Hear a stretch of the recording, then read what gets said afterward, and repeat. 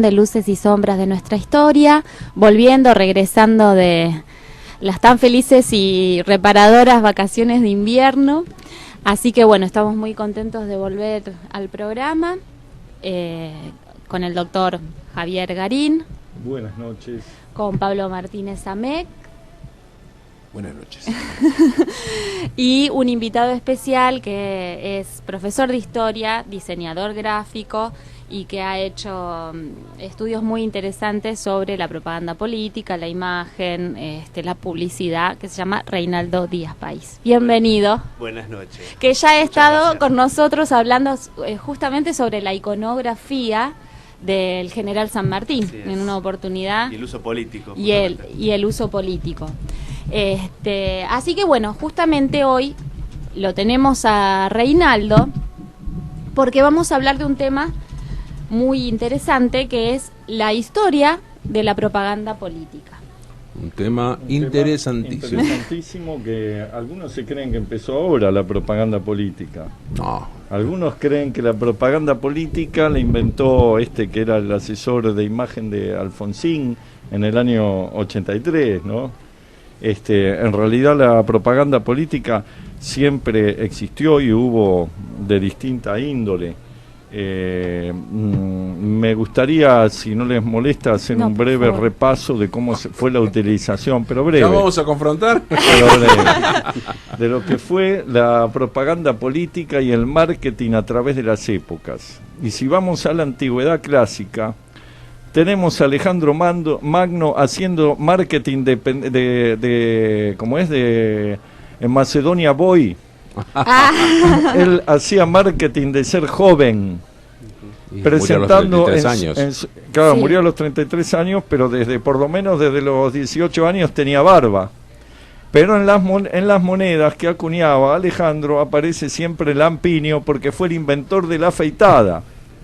¿Para qué inventó la afeitada Alejandro Magno? Para parecer pendejo, siempre joven. Parecer joven.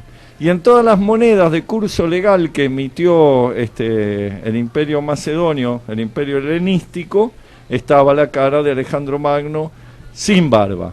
Entonces así ha pasado a la posteridad como un joven Lampiño, cuando en realidad era un artificio de marketing político, porque todo consistía en maravillar a la gente con los logros que había conseguido siendo tan joven. Y en autoafirmarse en contra de su viejo, que le hizo la vida imposible. Claro. Fue una relación. O sea, el que hizo Macedonia fue el padre, pero siempre renegó del hijo, y el hijo tuvo que vivir toda su vida como contraponiéndose a la figura del padre. Digamos que el padre murió asesinado en extrañas circunstancias. También. Bueno, también te en voy esa a decir, época, perdóname que ya empiezo a meterme, pero te voy a decir la otra opción. A Jesús, durante toda la Edad Media, se lo representó sin barba, al contrario. Ajá. De hecho, no se sabía si tenía barba o no, Claro. uno puede presuponer por la época, pero... Sí. Y justamente los cristianos ortodoxos empiezan a graficarlo a él con barba, porque la barba era símbolo de la sabiduría. Entonces ahí es cuando empieza, y después se populariza y llega a nosotros en el siglo XVI en adelante, y ya lo empezamos a ver con barba a Jesús. Y por ahí no lo podemos pensar a Jesús sin barba. Es como ya muy fuerte. Lo que es un poco que un hombre del territorio palestino fuera rubio. Bueno, eso es más difícil, es un milagro eso. Bueno, esas son adaptaciones, como la Virgen Morena, ¿no? Tampoco la Virgen era de raza negra, pero bueno, cada uno trata de sentirse cerca de los símbolos religiosos, ¿no? Entonces, cuando el cristianismo va al norte de Europa, es adaptada a la figura de Cristo, a la tipología aria, digamos, o del norte de Europa. Por eso el marketing siempre estuvo presente, y qué mayor marketing que la cruz. O sea, no es la cruz un símbolo de propaganda, de proselitismo realmente extraordinario que encontraron los primeros cristianos, lo mismo que el pescado, con el cual se representaban y se daban a conocer en las catacumbas o entre sí mediante el dibujo de un pescado, porque eran pescadores de almas. Y de los gente de colores hacen la señal del pez. Claro, y así tenemos los símbolos como parte de la propaganda política, pero vamos a la propaganda política propiamente dicha, porque alguno puede decir, bueno, es propaganda religiosa. La propaganda política siempre existió, siempre, desde antiguo, y a tal punto es así que cuando desenterraron las ruinas de Pompeya se encontraron, ¡oh sorpresa!, en las paredes de las casas, de la mayor parte de las casas de Pompeya, había propaganda, había grafitis políticos, había pintura política. ¿Cómo hacían? Le blanqueaban con cal y pintaban con, ¿cómo es que se llama esto que todavía se sigue usando? La pintura que usan los pintores políticos, los muchachos que salen a pintar.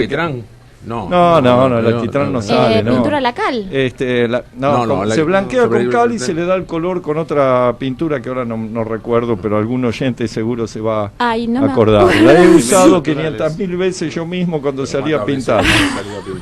Bueno. Es como es un polvo que se le echa y que lo tiene. Ya eso existía. Y se pintaba así. Y entonces ponían Marcus Lucius Edil, porque los cargos que se elegían en los cargos de edil, los cargos de duombiro, que eran funcionarios elegibles popularmente, había otros que eran cargos vitalicios. Pero bueno, todos los años, para la primavera, empezaba la campaña electoral, y año tras año pintaban, blanqueaban la pared de la casa donde estaba el candidato del año anterior, con el permiso del propietario, tenía que ser.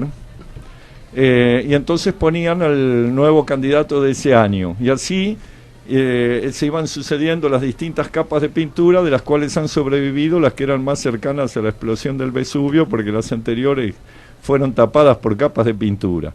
Así que vemos que la propaganda política siempre existió, en la medida, obviamente, en que hubo alguna intervención del pueblo en la toma en la elección de los cargos. Inclusive durante el antiguo Egipto, a los primeros faraones se los representaba con una masa, como imponiendo el faraón que impone orden y que tiene mano dura, digamos. Cuando esto no empezó a resultar entre el pueblo, se cambia esa iconografía al emperador con el que recoge las ovejas, el callado, una imagen, claro, de padre protector, así, y así podemos seguir. O sea, la propaganda política estuvo desde los primeros estados. Claro, y trató de transmitir una imagen del Estado. Yo hace poquito, en las vacaciones, estuve en Viena, y entre otros lugares hermosos, y en Viena está visité el Palacio Belvedere, que perteneció a los emperadores Habsburgo y sus sucesores. Y en sus gigantescos... ¿No fuiste al de fuera? Al de la periferia, ese es más grande todavía. El Belvedere es el Palacio de Verano. Claro. Menos mal. Claro. Pobre gente, una monedita para los muchachos. Claro, era una manera de hacer propaganda política, esos palacios también. Claro. Y hay unas esfinges que tienen una particularidad, son poderosas pero tienen cara bondadosa. Y esa era la imagen que quería transmitir el imperio de la dinastía de los Habsburgo, de ser poderosos y ser protectores, ¿no? A mí realmente me conmovió conocer Viena, mismo año también como Javier, digamos. Es conmovedor porque uno no imagina el papel imperial de las culturas que jugaba el imperio. Como uno es medio jacobino. Es otra cultura. Exactamente, pero nosotros éramos más jacobinos, más... Tiene que ver con el tema de hoy. Más pegados a los franceses, digamos. Exactamente. Y la verdad que ahí los rusos centroeuropeos Messi a los franceses, digamos. Claro. Pero lo de Viena es impresionante. Apabullante, realmente el buen gusto, el estilo... Me parece como que terminan anclados en el tiempo, pero no deja de ser conmovedor, digamos, la ópera de Viena, las calles de Viena, acá los cafés. No podían faltar el aporte de los oyentes, con Ferrite se tiñe. Y eso, Ferrite era el equivalente del Ferrite, elemento menos, era lo que se usaba en Pompeya.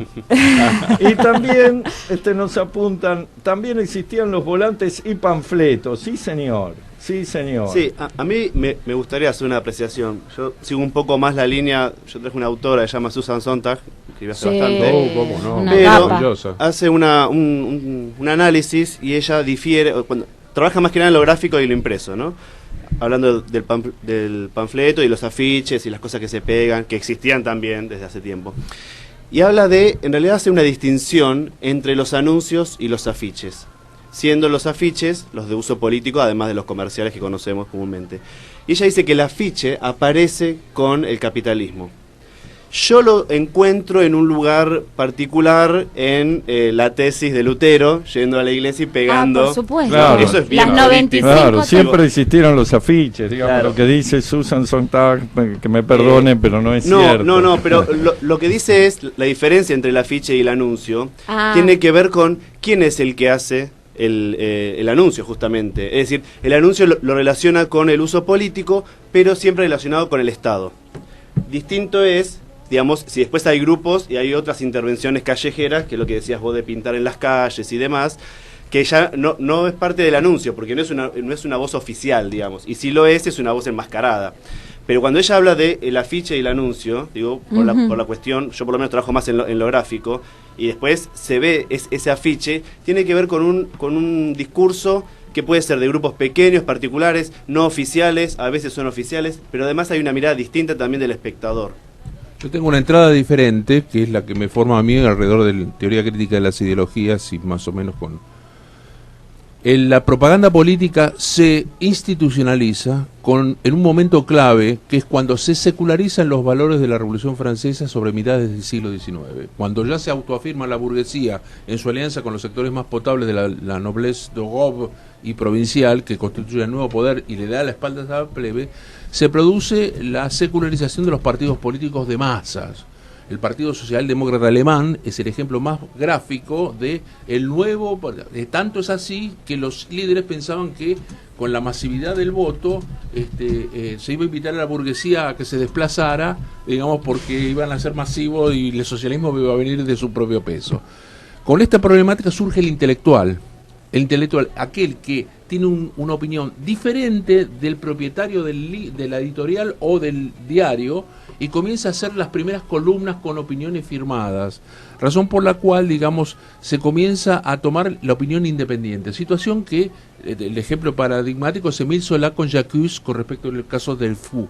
Émile Zola, el escritor novelista francés que salió a defender a Dreyfus, o Dreyfus, como dice Pablo correctamente, que fue perseguido por ser judío. Y justamente allí esto me da pie porque con la contracara de la intelectualidad surge el elemento que hoy es indisoluble para las potencias del mundo y los poderosos del mundo, que es la acción de inteligencia. O sea, ya sobre lo que antes se planteaba tan solo para épocas de guerra, que era plantear la difusión de los partes de guerra, y cuando a partir de la Primera Guerra Mundial se descubre que lo que hay que ganar no es tan solo la batalla, sino minar la voluntad de lucha del contrincante, la propaganda de las acciones de inteligencia, de contrainteligencia, de información y de contrainformación pasan a ser centrales. Y hoy me entero que nuestro principal acreedor, aquel que hizo los think tanks en contra de la Argentina por su no pago de la deuda, acaba de comprar al Milan. Razón por la cual cierra la cuadratura del círculo, donde los poderosos de la tierra hacen su fortuna y el mundo se va como desdoblando en una desigualación inhomologable, impensable a inicio del siglo XX. Sí. Digamos, y mucho menos en la segunda posguerra. Yo insisto con lo siguiente, ahí todo puede tomar nuevas formas, digamos, nuevas modalidades. Pero el ser humano ya ha inventado todas estas cosas hace muchísimo tiempo, y después ha habido avances tecnológicos, ha habido nuevas formas de organización. Por ejemplo, tal vez lo que dice Susan Sontag, que mencionaba nuestro invitado, se relaciona con una forma de producción de la propaganda política masiva. Pero digamos, la propaganda política en términos de afiche ya existía, y más con la creación de la imprenta, ¿no? Pero vamos a otra cuestión. Hay un uso hay distintos usos de la propaganda política. Uno tiene que ver con cómo se vende un régimen, ¿no? Entonces mencionábamos el caso de los Habsburgo, que demostraban poder, pero al mismo tiempo benevolencia, o como decía Marilina, los faraones. Eso también pasaba con los distintos regímenes políticos.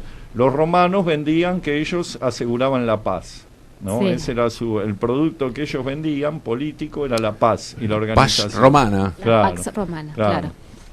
O la civilización, decían, ¿no? Todo el mundo son bárbaros, son una bestia, y nosotros tenemos la ley, el orden, la justicia, organizado. Siempre que paguen los impuestos. Somos bestias, pero organizadamente. Entonces, eso era lo que ellos vendían. Y así sucesivamente, ¿no? Cada orden político ha tenido su forma de transmitir una imagen. Eso es parte de la propaganda política. Después, en los procesos electorales, como no...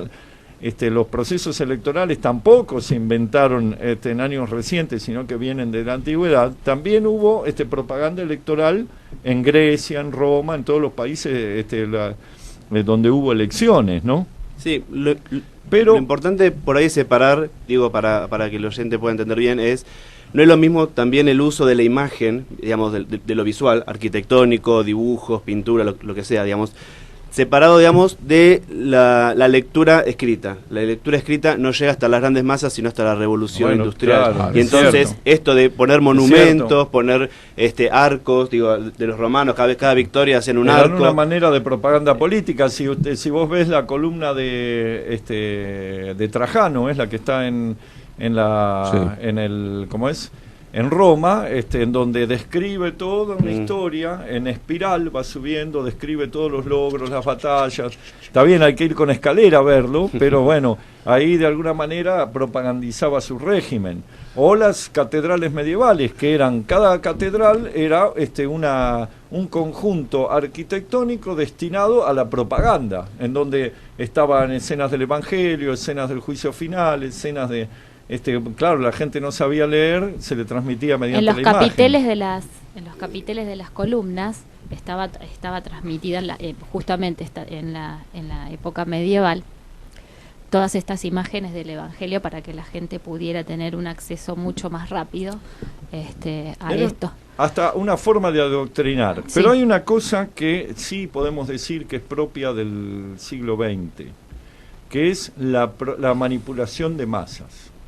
Es decir, la manipulación también existió, pero digamos, con las técnicas tan elaboradas de manipulación de masas, creo que sí tal vez ustedes conozcan algún antecedente, pero creo que sí se empieza a desarrollar concretamente con técnica, con estrategia. Claro, con los totalitarismos, digamos, con el fascismo, con Mussolini, con Hitler y con el comunismo también, que desarrollan técnicas muy avanzadas de manipulación de masas, de propaganda de masas. Justamente, ¿no? Sobre eso quería terminar, para terminar lo que había dicho antes. Y también el capitalismo. Y sobre la mitad del siglo XX, sobre mitad del siglo XX, pasada la década del 30, cuando un sobrino de Sigmund Freud creó la articulación entre ciencia, disciplina científica y universidad. Y es allí donde surge la carrera de relaciones públicas. Las relaciones públicas no es una instancia académica como el derecho o la medicina, como tenemos nosotros con nuestro modelo napoleónico humboldtiano de la Universidad de Buenos Aires, donde los saberes están asociados a los grandes saberes y por facultades. De allí tengamos una universidad tan pesada. Los norteamericanos crearon sobre la década del 50, pero se precipitaron sobre los 60, y ni que hablar en su expansión hacia el sur sobre los 70 y 80, un sistema de educación mucho más fluido, mucho más liviano, pero a la vez mucho más plástico. Y surgió el relacionista en relaciones públicas porque era el ejecutivo por antonomasia, digamos, que era ese título por default que te servía para hacer reuniones de publicidad, de comercio, de relaciones mercantiles y demás. Y a partir de esta fusión se produce el otro gran pivote: publicidad, política, servicios de inteligencia. La inteligencia a partir de los 60 comienza a generar las grandes influencias, tanto que un director de la CIA llegó a decir: yo me doy por bien pago si la gente cuando lee los diarios les cree. O sea, venían de la paliza de toda la lucha contra la carrera armamentista, la carrera nuclear, las imágenes que habían surgido de los chicos desnudos en Vietnam, etcétera, etcétera, y de allí en más, ¿qué ocurre hoy? No hay una sola imagen de ninguna de las guerras contemporáneas. Pasa que el gran fracaso de Estados Unidos en respecto a los 60 es haber televisado, y fue una de las primeras guerras televisadas, Vietnam. Sí. Porque ahí perdió el apoyo popular, el gobierno. Exacto.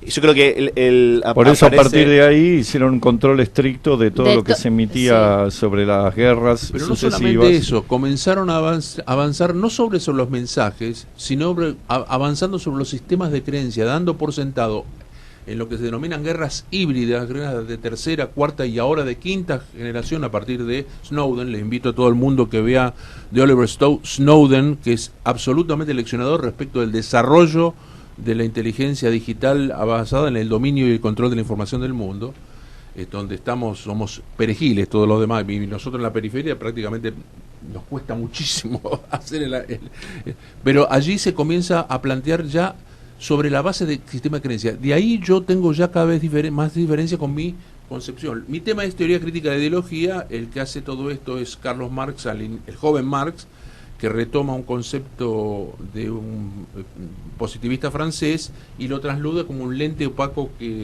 o sea, un lente que invierte la realidad, como si fuera un problema concepto de ideología. Exacto, un concepto muy simplificador, digamos. Hoy la ideología es una praxis, hoy la ideología es una práctica social, hoy la ideología es un discurso, para decir, es un conjunto complejo. Sí, la gente confunde, porque en realidad la palabra ideología, como vos bien señalás, fue creada por otro teórico. Claro, pero la toma Marx y le da un sentido particular que no es el sentido actual. Hoy llamamos ideología a todo tipo de creencia política. La ideología para Marx es otra cosa.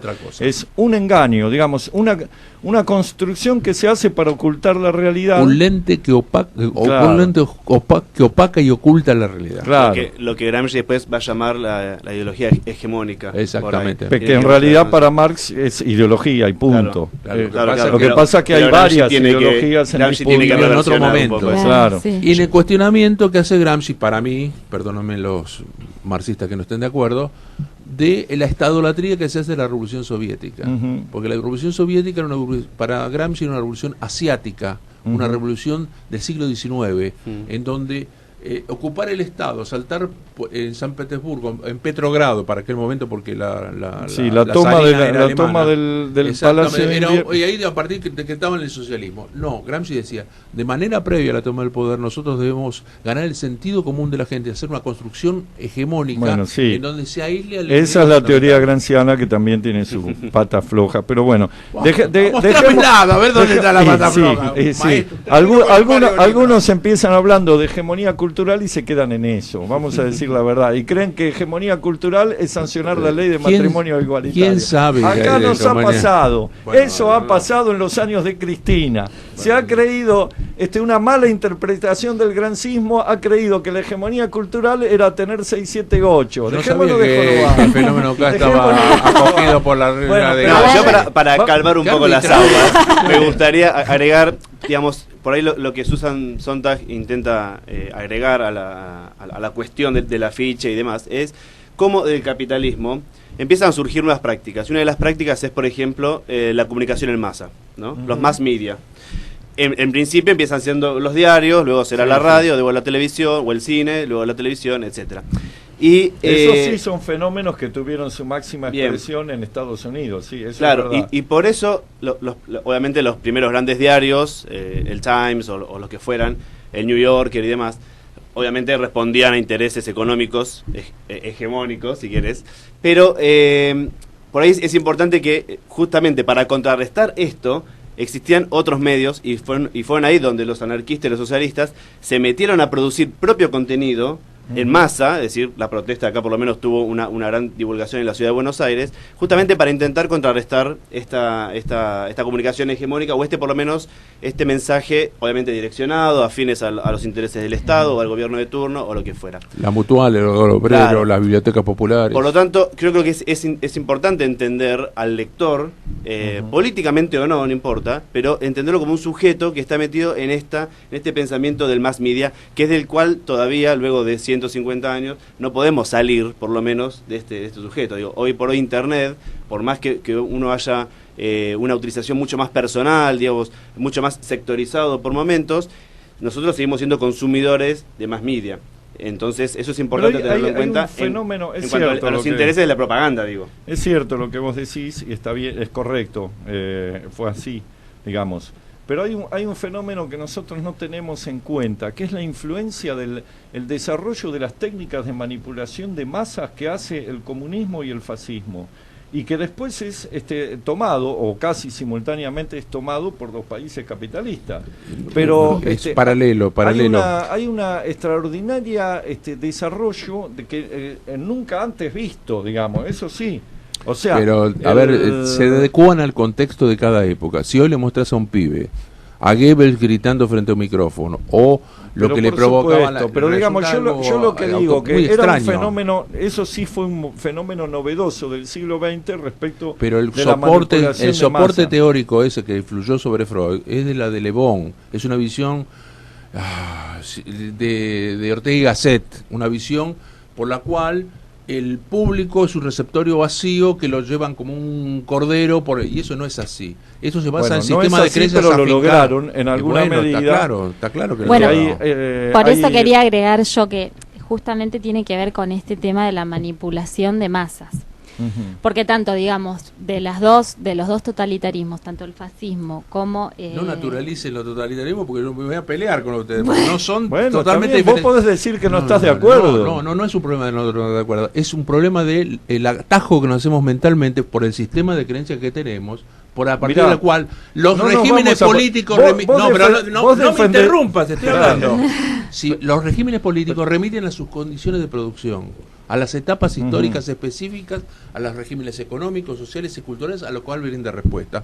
Van a decir que no podemos homologar totalitarismo en la teoría de los yanquis, por lo cual construye una teoría de la democracia. Bien, vos no lo podrás homologar, Pablo, no es un problema de homologar, pero personalmente, es un problema científico, un problema de disciplina. Yo no pienso así. Bueno, yo pienso que sociólogo y hablamos. Realmente la Unión Soviética fue un totalitarismo. Bueno, ahora, vos no querés llamarlo así, es una cosa mucho más compleja, por supuesto. Ojo que a la muerte de Stalin hubo un proceso de desestalinización. Claro, hubo una autocrítica también. Sí. Digo para las dos partes, para entender porque que si por no parte lo fue, pero también por parte hicieron una autocrítica. Acá parece una cosa, que todo lo malo viene de Estados Unidos. No, yo no digo de Estados Unidos. El capitalismo angloamericano posee una preeminencia absoluta. Hoy, pero digamos, no es una hoy. Época en la cual, lo hemos charlado aquí. Hubo una época en la cual el mundo estuvo dividido y una parte del mundo la dominaba. Yo acabo de venir de países que estuvieron sujetos a los tanques soviéticos. Praga aplastada, una revolución popular por los tanques soviéticos. Dirigida por el Partido Comunista. Hungría, Budapest, una revolución Dubček, popular. ¿Quién fue Dubček? Sí, está bien, fenómeno, pero ¿quién fue Georgi Lukács? ¿Quién lo aplastó? Los tanques soviéticos, sí, por eso yo en 1956 tomé distancia del régimen soviético. Y a los tanques soviéticos además no eran solo tanques, sino que estaban amparados por una... ¿Por qué no ganó el nazismo, Javier Garín? Ahora voy a hablar yo. ¿Por qué no ganó el nazismo? ¿En dónde? En la guerra. Bueno, eso es otra cosa. No es otra cosa. Es porque el único que podía... a Stalin. No es un problema de Loa, es un problema de los pueblos. Los pueblos son expresiones de sus intereses. Pero Pablo, escúchame una cosa. Estamos hablando Ningún pueblo del mundo renuncia a su vida con la generosidad que el mundo todavía le debe el reconocimiento de la Unión Soviética. Bueno, está bien. No es un problema que me regales es un problema de comprensión de la naturaleza del conflicto. Es que vos en 2 años la Alemania se hizo dueña de toda Europa Vos occidental. querés justificar todas las barbaridades que hizo Stalin porque lo derrotó Stalin. Henry Hoffmann no lo defiende a Stalin. No es un problema. Yo no comparto la visión de Hoffmann, perdón, no lo comparto. ¿Qué no compartís? No comparto ninguna visión que sea mínimamente reivindicativa. Si es absolutamente crítico de Stalin. Bueno, por eso. Hoffmann le negaron el prólogo a la contribución, el prólogo del método de producción asiático. Y sobre la Unión Soviética hay otra visión aparte de la tuya. Yo fui maoísta, por así que no he dicho más cosas terribles de la Unión Soviética. Bueno, tendríamos que volver al tema de la propaganda. Una cosa que yo quiero decir. Una cosa que yo quiero decir sobre el tema de la propaganda en el régimen nazi. Primero que desarrolla, ya lo había empezado a hacer Mussolini en Italia, con las manifestaciones de masa, las grandes movilizaciones, y las grandes cartelería y publicidad que desplegó por toda Italia como una forma de manipulación, y con una característica que era la sofocación absoluta de toda voz disidente. Por eso Gramsci murió en la cárcel. Esto mismo pasó en Alemania y en la Unión Soviética, es decir, el establecimiento de una sola voz, una sola versión de la realidad. Sí, no, igual... Una versión que abarca todo, no solo abarca el mundo de la política, abarca el arte, abarca todo. Stalin decía hasta qué tipo de cuadros y qué tipo de melodías se tenían que componer. Le decía a Shostakovich, que era uno de los grandes músicos del siglo XX, qué era lo que podía componer y qué no. Porque había que seguir el realismo socialista, que era la forma de arte por la cual se propagandizaba el régimen. A ver, Rey, ¿qué querías decir? No, pero permíteme terminar. Lo propio hacía Hitler en Alemania. Era todo el arte que el occidental era decadente. El único arte que valía la pena era el que mostraba a los germanos. Después iban y robaban las obras de arte occidental. Y se las llevaban a otro lado, ¿no? Y la convertían en pesos. Y a los judíos les sacaban todas las... Claro, en dinero, digamos. Pero en su ideología decían que era arte decadente, porque el único arte bueno era el que exaltaba el espíritu germánico. Todo lo otro era decadencia. Entonces controlaban hasta la moral, el arte, y dirigían una propaganda que tendía a borrar toda forma de disidencia. Y eso es lo que lograron. Efectivamente lo lograron. Lo lograron porque además estaba acompañado por la fuerza y por el encarcelamiento de toda disidencia. Hay un... Fromm analiza... Si fuiste a Berlín, habrás visto la Plaza Humboldt, que está frente a la universidad. Ahí se hizo la famosa quema de libros, 30.000 libros. Claro. Entonces, al no haber disidencia, no haber voz crítica, Fromm cuenta que había como una especie de manual de procedimiento de cómo organizar un acto nazi. Tenía que ser después del horario de trabajo, para que el adherente llegue cansado después de una jornada de trabajo y no pueda pensar muy bien. No comió, está debilitado, está cansado.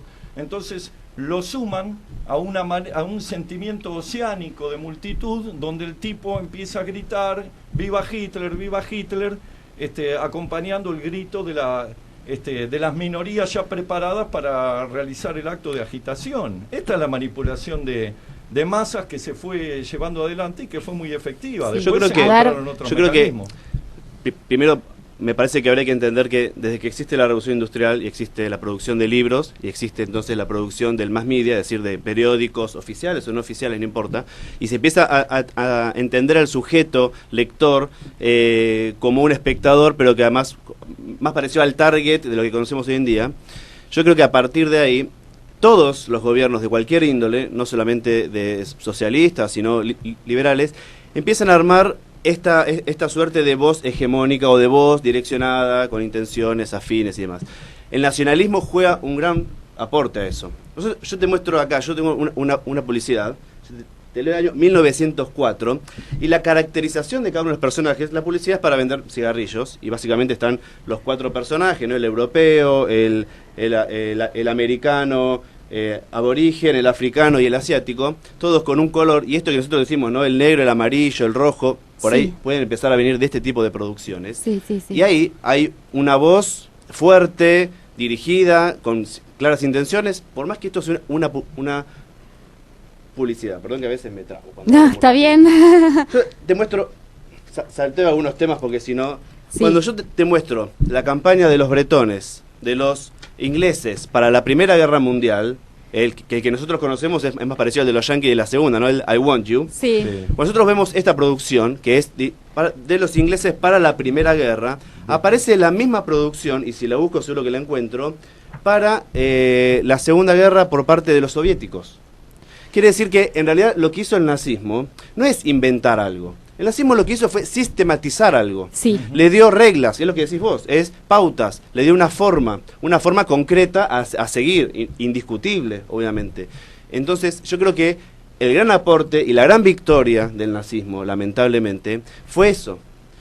No la cuestión política de perseguir al judío o perseguir al negro o lo que fuera.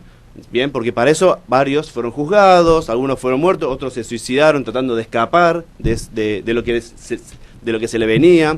Alemania vivió varios años sumida por la humillación no solamente discursiva, sino económica, pero la gran victoria del nazismo, que sigue prevaleciendo hoy en día, es esa sistematización, esa reglamentación de cómo hacer propaganda política, y que todos los gobiernos han utilizado. Lo primero que hizo el nazismo fue agarrar el 1 de mayo y transformarlo en una fiesta. El día de protesta, el día donde la gente, si faltaba el trabajo, perdía el sueldo de ese día, por lo menos, y además podía llegar a ser perseguido por la policía y por el empleador. Lo primero que hizo el partido político, no cuando Hitler todavía era Hitler, sino cuando era primer ministro Nacional Socialista. Sí. Claro, el Partido Nacional primer Socialista. Partido que tuvo. Obrero. Obrero. Como bandera roja, digamos. Como para lo primero que hizo fue hacer una fiesta. Fue hacer una fiesta del 1 de mayo. Donde los trabajadores, digamos, esto del feriado, ¿no? Donde los trabajadores se relajaban y no se juntaban a protestar y a hacer bardo, que es lo que a veces queremos que hagan, ¿no? Entonces, yo creo que tiene que ver con eso, con que el aporte de Goebbels, como por ahí arquitecto de todo esto, es la sistematización, es regularizar. Es lo mismo que los campos de concentración. Los 27 preceptos de comunicación e instrucción. Los campos de concentración existieron siempre. El problema es que lo que hizo el nazismo fue decir, bueno, yo tengo un conjunto de gente, lo traslado acá, produzco, después lo traslado acá, a este porcentaje lo mato porque así ahorro en energía y en comida, etcétera. Es sistematizar, es reglamentar, es ponerle orden a todo eso que se hacía por ahí más después caóticamente. El legado, no subsistió como régimen, pero dejó el legado. Hay que leer los 27 preceptos de Goebbels, la total vigencia. Totalmente, eso iba a decir, que la manipulación instituida. La metodología que utilizó Goebbels, lamentablemente, ¿no? Porque fue un criminal atroz. Todavía hoy todavía hoy se siguen utilizando. Y él decía, cuanto más grande es la mentira, más gente dispuesta a creerla va a encontrar. Exacto. Ahí tenemos dos, digamos que en el siglo XX tenemos dos grandes estilos de propaganda política. El primero es el leninista y el segundo es el hitleriano.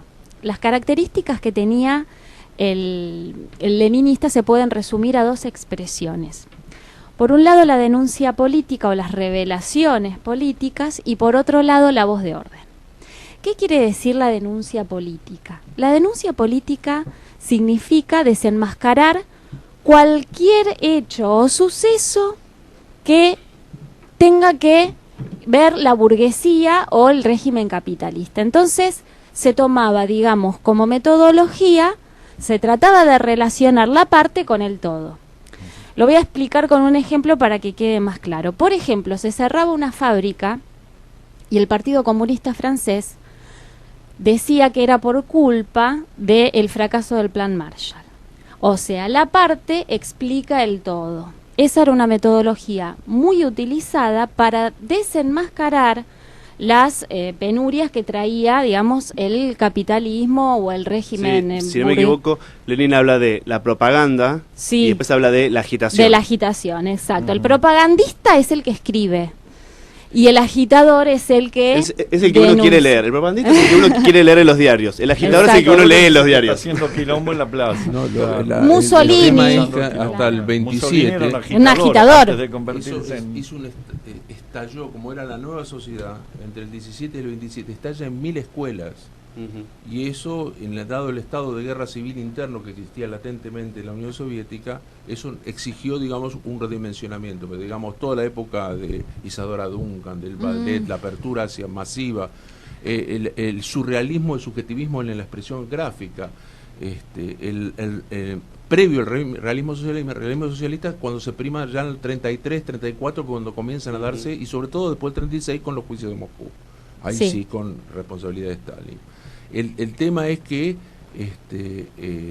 también eso traía muchísimo, como el realismo previo a Hitler en la Alemania, digamos, el pensamiento estético, artístico, que no casualmente los mejores directores de la etapa realista del cine alemán fueron a Hollywood.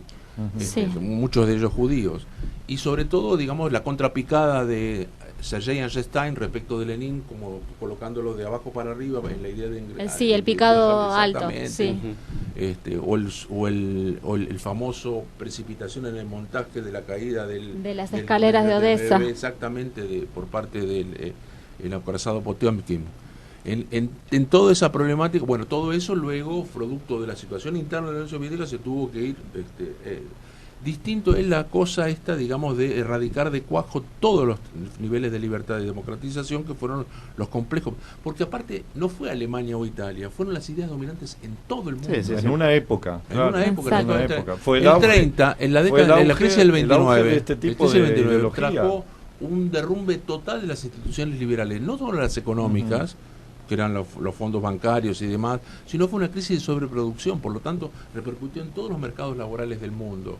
Entonces la situación era de una pesadez y sobre todo después de la Primera Guerra Mundial, la hambruna de la depresión, y justo viene después de la tercera, generó las condiciones para que la segunda posguerra, con la garantía de Bretton Woods que les dio la retaguardia a los yanquis, porque tenían el dominio del 70% del capital financiero del mundo, abrieron el estado de bienestar, el welfare state. Entonces, al integrar al trabajador, que antes trabajaba para un tercero, que era el mercado, se integra al mercado y comienza la sociedad de consumo y comienza el consumo masivo. Y como al yanqui siempre le gustó más consumir y comprar que pensar, como dijo Andy Warhol, su famoso dicho, fetichizaron el arte popular, el arte pop.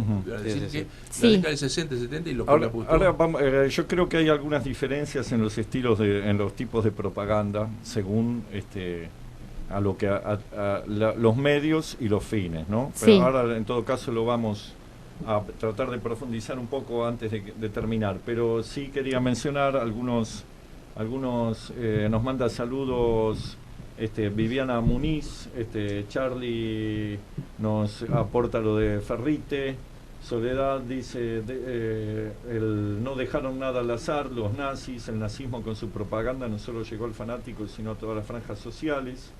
Letu Rodríguez nos manda saludos, programas más que interesante. Eva Ruiz, buenísimo programa, todo es pura verdad, los felicito. Y también Soledad Huanca de Jujuy nos dice, vuelvan al tema, no se desvíen. Yo quería terminar con una cosita que era la segunda parte de la propaganda leninista, de una de sus características, que era la voz de orden. ¿Qué quería decir esto? Que se tenían que marcar los objetivos muy claros para tratar de aglutinar a la mayor cantidad, digamos, de gente que pertenezca a un sector social. Por ejemplo, algunas frases. Todo el poder a los soviets. Una harta conocida frase de la publicidad. La otra que utilizaba mucho Lenin, que era tierra y paz. Entonces, exacto. Entonces eso aglutinaba a todo el campesinado, al obrero, ¿sí? Y las radios empezaban con una frase que era para todos, todos. Exacto. Entonces ahí está, digamos, un estilo muy marcado de lo que era la publicidad leninista. Eslogan que ya existían, obviamente, habían sido utilizados a lo largo de la humanidad, pero ahora comienzan a ser usados de manera, digamos, científica. No sé si es correcto decirlo así, pero digamos, se lo empieza a utilizar con una instrumentación consciente y deliberada, porque no nos olvidemos que en el ínterin ocurrieron algunas cosas.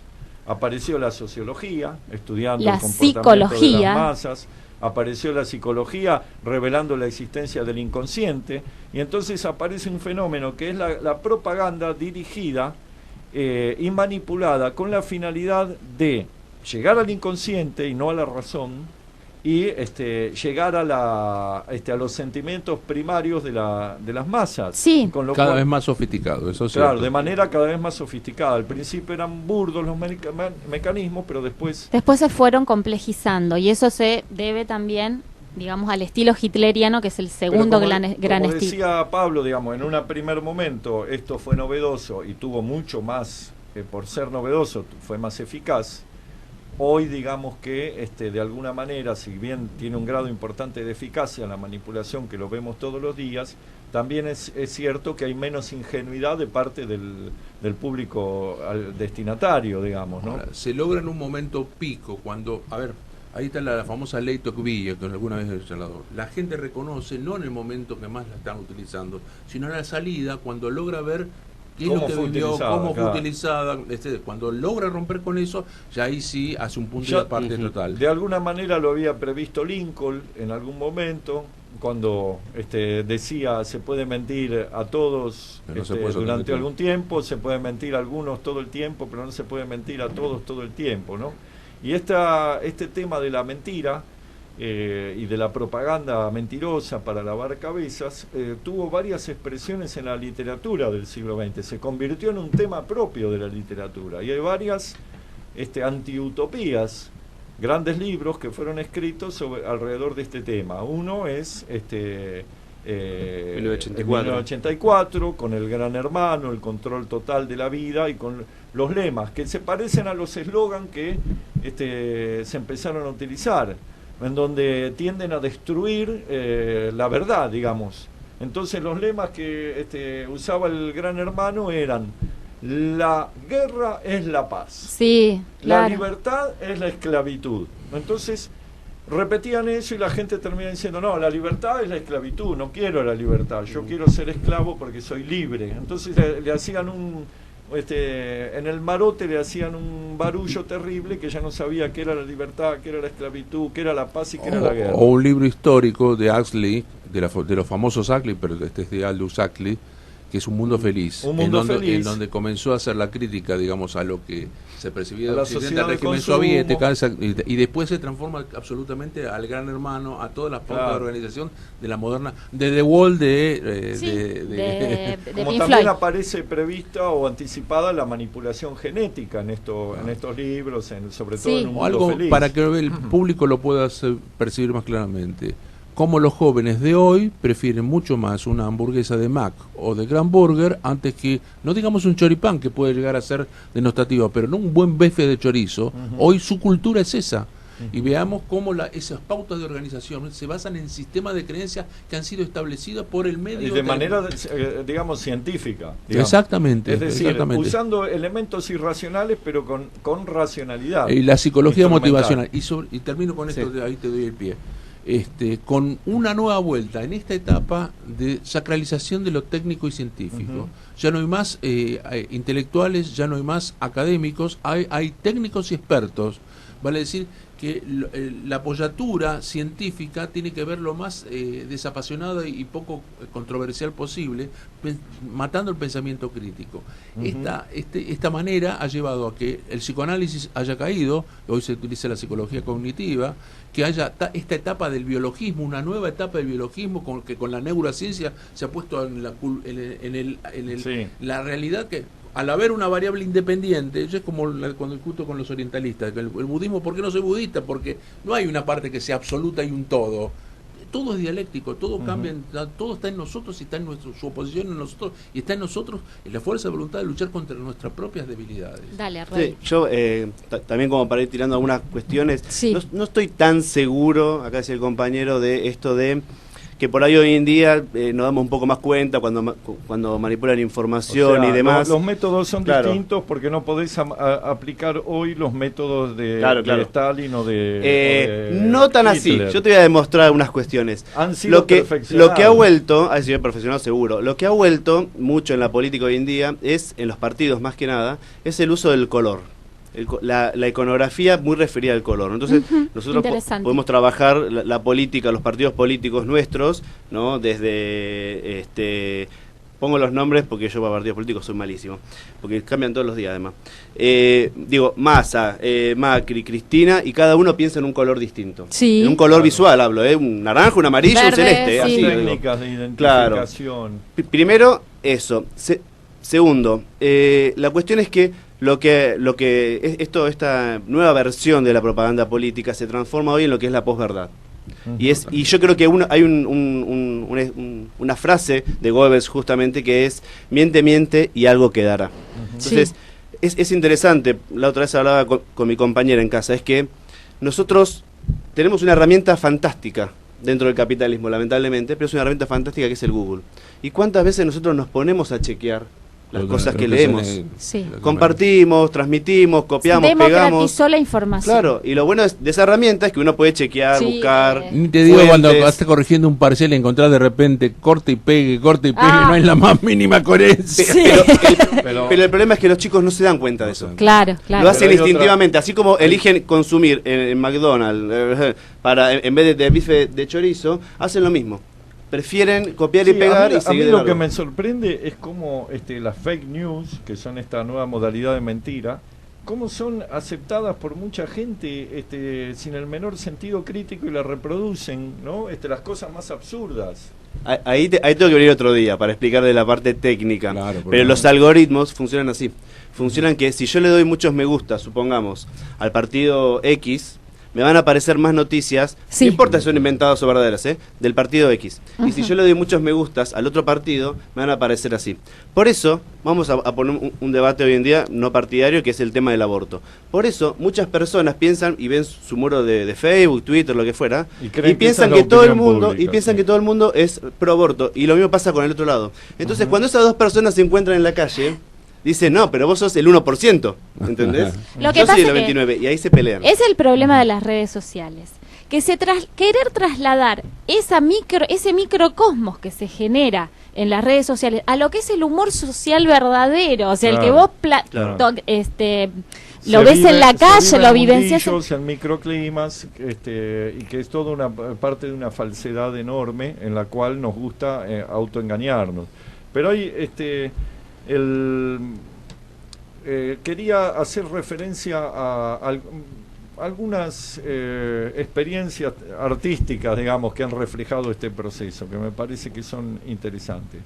Una es la obra Rinoceronte de Eugene Ionesco, que refleja de qué manera la cultura, la masificación y la propaganda de masa puede lograr influir, lo hace de manera jocosa a través del teatro del absurdo, en que la gente se empieza a convertir en rinocerontes y todos se quieren, al principio lo rechazan como asqueroso y después lo aceptan como algo maravilloso porque está de moda y se van convirtiendo en rinocerontes y van las manadas de rinocerontes. Te cuento la sociología política como ha aceitado todo eso. Los pasos de rechazo inicial, luego metabolización, luego la asunción y luego... Claro, pero todo eso está muy bien reflejado y es una alegoría de lo que fue el nazismo. Lo mismo que hay una obra de teatro de un actor ya olvidado que es Ferdinand Bruckner, que habla se llama Las razas y cuenta la evolución de un tipo progresista, bien pensante, en Alemania en los años 20 y cómo el tipo que tenía una novia judía y cómo el tipo después termina persiguiendo a los judíos, convertido en un fanático nazi en muy poco tiempo, ¿no? Realmente esas son cosas que se han ocurrido en la historia, no es que es yo recomiendo el trabajo de Romano sobre un judío vulgar y corriente, extraordinario. Yo tendría que cerrar, para no quedarnos rengos, porque había hablado de dos grandes estilos, el hitleriano y el leninista. Podríamos decir que el estilo hitleriano, la gran diferencia que tiene con el estilo leninista es que digamos que la idea para el estilo de Hitler o de Goebbels no era lo importante, o sea, el aspecto racional de la propaganda era totalmente menor. La idea, digamos, era dejada de lado, ¿por qué? Porque se apelaba directamente a lo emocional afectivo. Sí. De ahí que aparecen la importancia de la imagen y de los símbolos. Para ellos mostrar la cruz gamada y el saludo hitleriano era fundamental. Aparte era el culto de lo irracional, el culto de era una ideología propia del nazismo, era cultivar lo irracional como algo meritorio y la razón como algo burgués, digamos, de ahí esa también si pudieron observar los discursos de Hitler, de ahí toda esa exagerada gesticulación que hacía, eso tenía el objetivo de fascinar al lecciones con un maestro de ópera shakespeariano, un actor shakespeariano que le enseñó cómo representar a un emperador, representar a Julio César. El movimiento ¿eso era el rey de Inglaterra con el tartamudez? No, había un actor es una broma. Hay una película reciente muy buena de la cual tuvo que salir de su tartamudez para poder explicar que estábamos en guerra. El discurso del rey. Pero hay una cosa importante de lo que está diciendo Marilina, ya no tenemos más tiempo, pero me parece importante resaltar. Hay dos tipos fundamentalmente de propaganda. Una propaganda que consiste en entregar argumentos que pueden ser verdaderos o falsos, pero son argumentos, y que apunta a la capacidad de decisión del destinatario. Y hay otra propaganda que lo que busca es manipular y aniquilar esa capacidad de decisión para imponerle algo y que lo acepte como propio y adhiera fervorosamente a esto. Y digamos, si esto es lo que ha caracterizado, hoy podemos decir que está todo muy mezclado, pero digamos lo que ha caracterizado en un principio la división entre estos dos tipos de propaganda era justamente la apelación a lo irracional y a lo emocional para anular la capacidad crítica. Tenemos que aspirar que en los regímenes democráticos la propaganda que prevalezca sea otra, por más que utilice algunos elementos. No existe eso, cada vez es más acrítico, bueno, cada vez es más...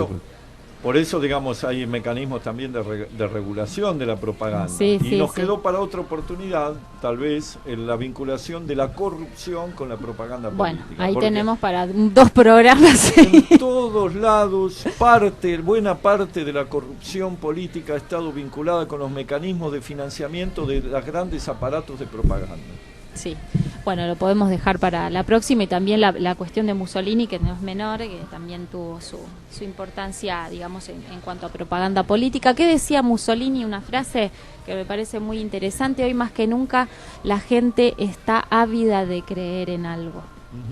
Toda una frase, o sea, la necesidad de creer. Bien. Y leyéndolo a Gramsci, me digo, del 36, pensaba que estaba en vísperas del derrumbe del fascismo. Y justo lo llevaron preso. Claro, pero ¿hace cuántas décadas que se habla de que la crisis terminal del capitalismo, y el capitalismo es lo único que sigue en pie, para desgracia nuestra? Para desgracia, ¿no? Bueno, los esperamos entonces para un nuevo programa el lunes que viene, de 20 a 21, el lunes Luces y Sombras de Nuestra Historia. Muchas gracias por acompañarnos. Desde sus estudios ubicados en Avenida Callao 194, Ciudad Autónoma de Buenos Aires, transmite Radio Sónica. Radio Sónica, la radio más escuchada.